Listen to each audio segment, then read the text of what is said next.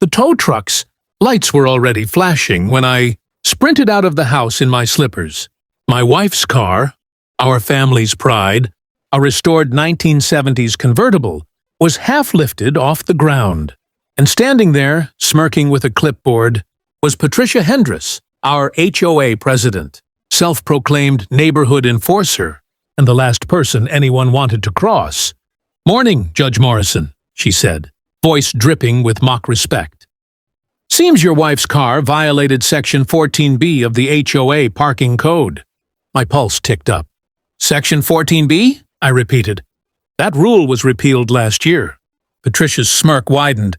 "Not according to my records." She handed me a bright orange violation notice that looked freshly printed, her signature scrawled like she was signing a royal decree. My wife, Rachel, joined me at the door, robe tied tight and fury in her eyes. "You can't just tow my car. I parked in my own driveway." Patricia's tone sharpened. "Driveway extends past the curb line. Technically, you're on HOA property. I'm within my rights." The tow driver hesitated, clearly uncomfortable. He glanced at me, probably realizing who I was. It wasn't exactly a secret that I served as the local municipal judge. I kept my tone measured but firm. "Driver, unhook that vehicle immediately." Patricia crossed her arms. "You don't get to use your position to intimidate anyone." "Lady," the driver muttered, "I'm not getting between a judge and his own wife's car." He lowered the car, muttering an apology before driving off. Patricia's face flushed deep red, her power trip grinding to a halt. "You'll regret this, Jack," she snapped. "You can't override HOA rules." "Watch me," I said quietly. The next day, I got a letter slid under my door. Patricia had filed a formal grievance against me, claiming I'd threatened her authority, obstructed enforcement, and violated community decorum. It was laughable. But when I looked closer, I saw something alarming. She'd scheduled an emergency HOA hearing. Date, Friday. Time, 9 a.m. Location, Community Center. And guess who was presiding over it? Patricia herself. Rachel looked over my shoulder and sighed. "She's out for blood." I nodded slowly. Then she's about to find out what due process really means. That was the moment I decided I wasn't just going to defend myself. I was going to expose her entire web of fabricated rules, misuse of funds, and harassment records, everything she'd buried behind HOA policy. But first, I had to let her think she'd already won. By Friday morning, Patricia had turned the community center into her personal courtroom. Folding chairs in neat rows, a makeshift podium with an HOA banner, and a microphone she clearly didn't need. She loved the sound of her own voice too much to share it.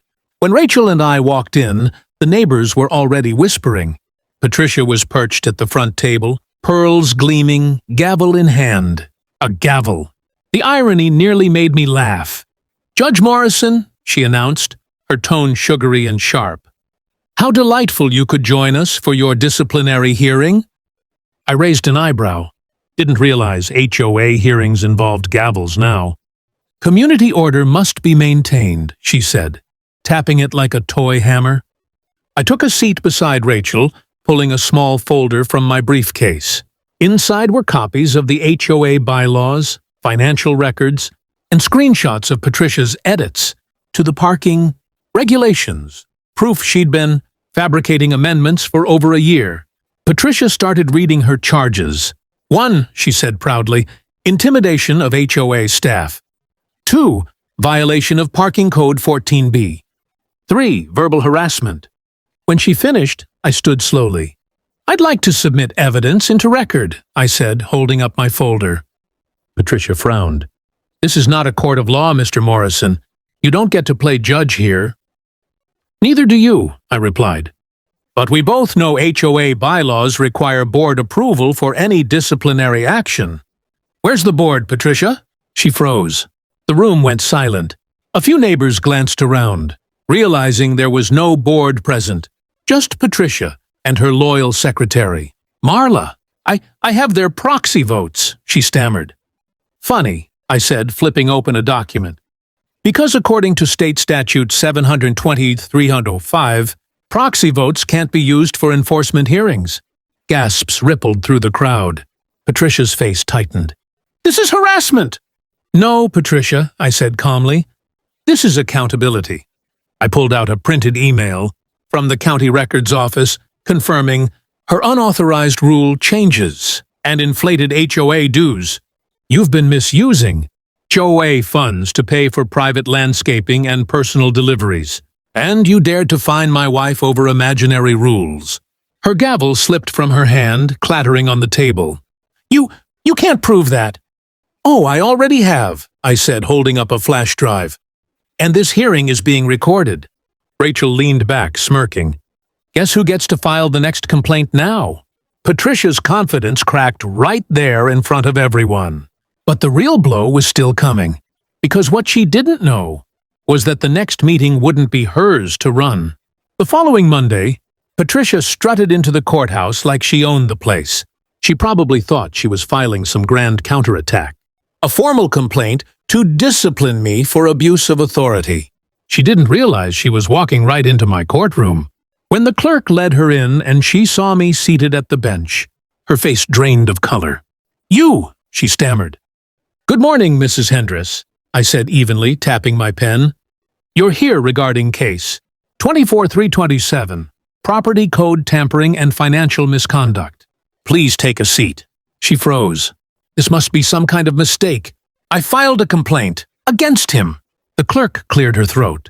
And in doing so, ma'am, you triggered a review of your HOA's legality. Several residents filed affidavits and financial statements in response. Her jaw went slack.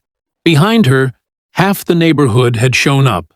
People she'd bullied, fined, and humiliated for years. Mr. Crawford, whose rose bushes she'd made him tear out. The Lanes, fined for a non-approved Christmas wreath. Even quiet Mrs. Ortega, who once cried after Patricia threatened to tow her wheelchair-accessible van. They all sat behind her, watching, waiting. Let's begin, I said. Mrs. Hendress, do you understand the allegations against you? I haven't done anything wrong, she barked. I've maintained this community with dedication. And unauthorized amendments, I interrupted, flipping through my notes.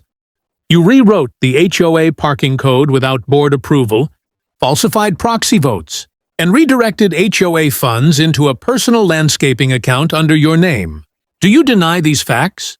She started sweating. Those were clerical errors. I slid a signed contractor invoice toward her. Paid to Hendress Gardening Services. That's your husband's company, correct? The courtroom murmured. Patricia's eyes darted around for support. None came. Rachel sat quietly in the back, arms folded, a proud smirk on her face. Mrs. Hendress, I said, lowering my tone, you've used your position to target residents, falsify fines, and exploit HOA authority. This hearing isn't about power. It's about abuse of it. She trembled. You can't do this to me. Actually, I replied, the law can. I didn't sentence her that day. Conflict of interest would have made that improper. But I forwarded the case to the County's Ethics Board and Civil Court. And as Patricia was escorted out, one of the residents began to clap. Then another, and another. For once, the neighborhood was united against her. But Patricia wasn't the kind to accept defeat quietly. And by the end of that week, she'd found a new way to strike back, one that would make things personal again. I thought Patricia would finally back off after that courthouse humiliation. But no, people like her never retreat quietly. 2 days later, I found a certified letter taped to my front door. Notice of property non-compliance. According to her, my porch light was non-standard. Rachel nearly laughed herself, breathless, reading it. She's losing it, she said. Does she think a light bulb's going to save her reputation? I smiled faintly. No, she thinks she's going to provoke me into overstepping again. But I wasn't biting. I documented everything, every petty letter, every threat, every inspection notice. Then I did something she'd never expect. I stayed silent. By the end of the week, Patricia was spiraling.